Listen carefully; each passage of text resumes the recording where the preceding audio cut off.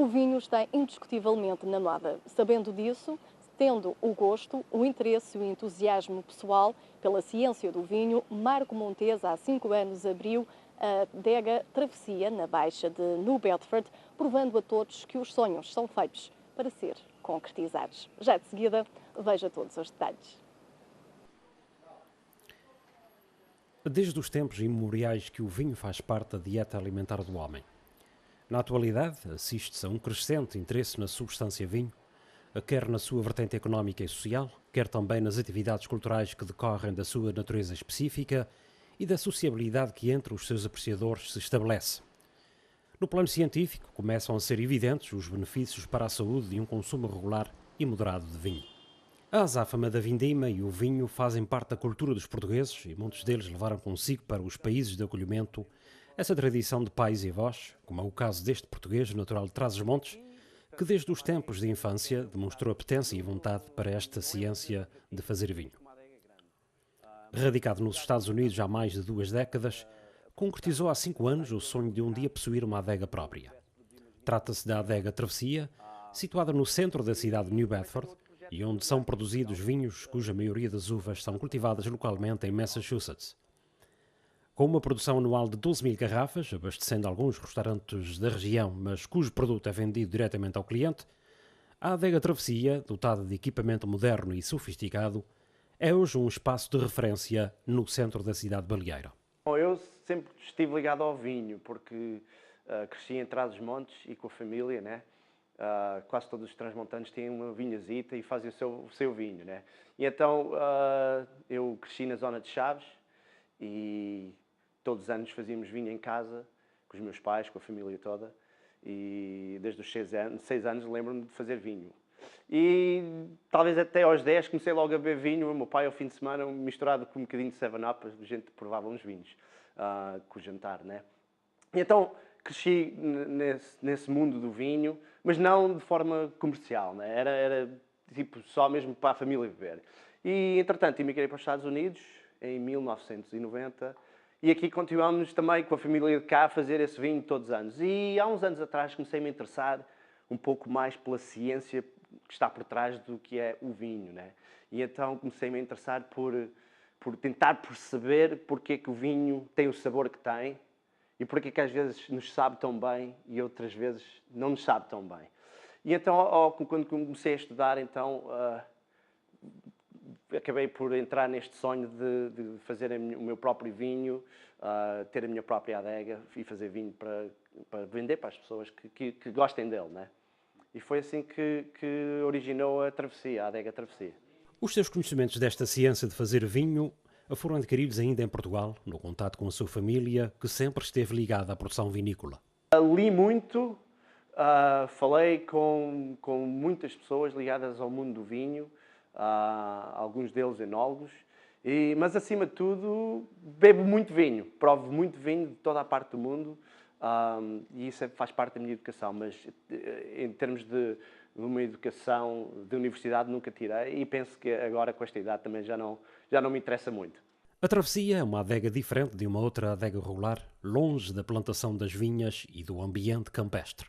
Uma das coisas que é interessante acerca desta adega é o facto de não estarmos numa vinha, não estamos no campo, estamos na cidade. Portanto, isto é uma adega urbana, portanto, está inserida aqui no centro da cidade de New Bedford. Aqui ao lado temos um café, um barbeiro do outro lado da rua, galerias de artes, restaurantes, e essa parte é diferente, né? Portanto, não existe aquele romance de ir visitar uma adega e ver estas paisagens maravilhosas que todos nós gostamos de ver.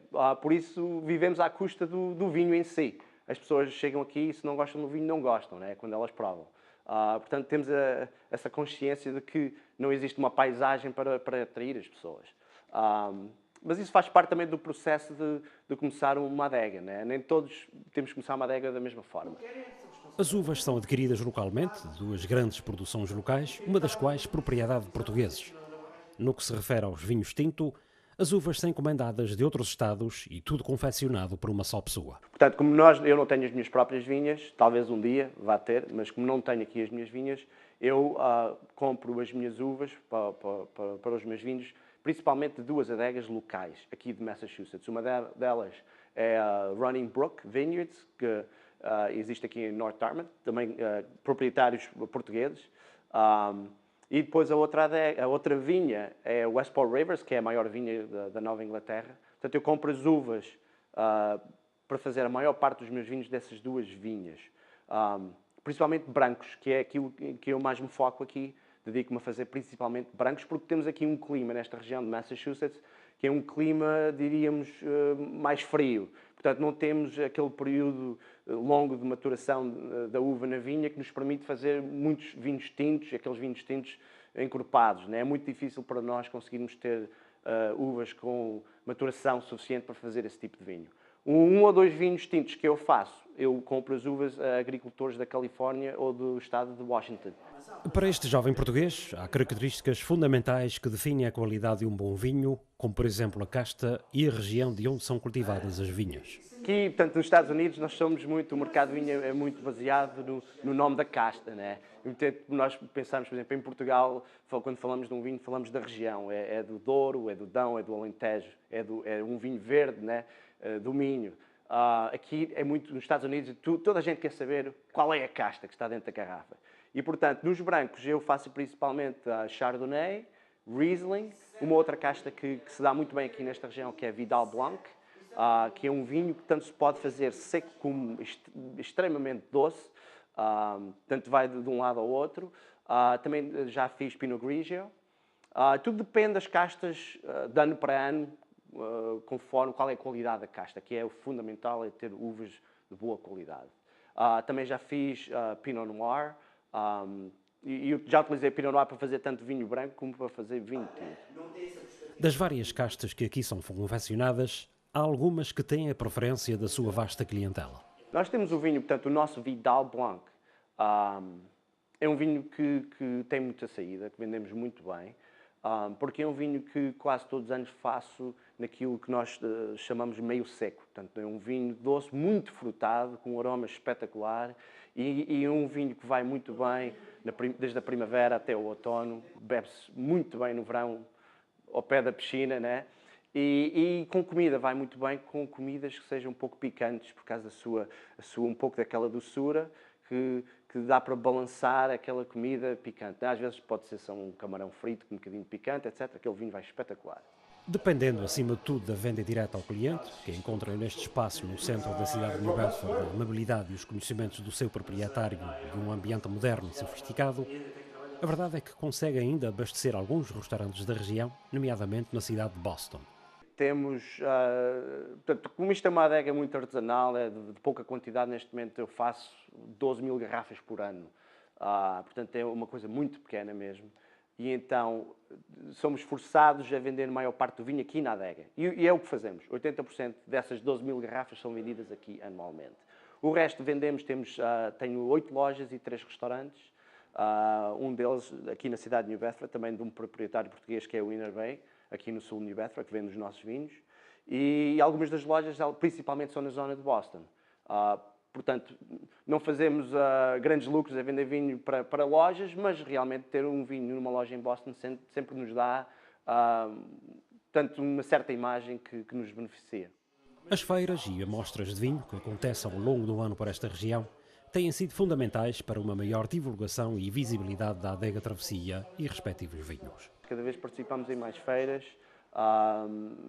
Por exemplo, ainda este ano, em abril, participamos numa feira em Boston que é chamada Wine Riot, em que 2.500 pessoas durante 2 dias visitaram essa feira, provaram cerca de 250 vinhos. Aquilo era muito interessante, porque as pessoas provavam o vinho e votavam nos vinhos. Portanto, não são especialistas que estão a votar nos vinhos, são as pessoas que provam e que depois o compram, né?